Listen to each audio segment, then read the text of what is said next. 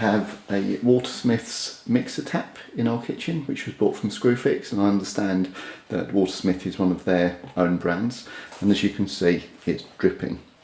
The tools you'll need for this job are a 17mm or 1/2 inch socket, flathead screwdriver, and a 2.5mm Allen key.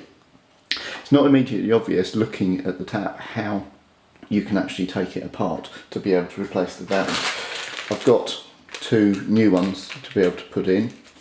So what you need to do is to put the Allen key, there's a small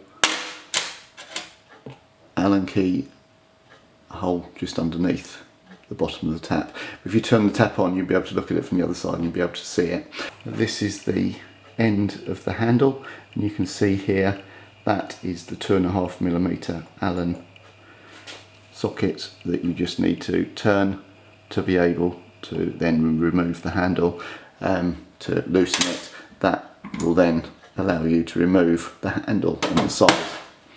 What you can then do is, using a flathead screwdriver or any other similar implement, if you gently prise it open, you will be able to remove the outer fitting like that, which will give you access to be able to get to the valve. And at this point you will then need to turn off your water. Up until now, everything you're doing is completely sealed, so you won't actually need to touch the water supply to get to this point.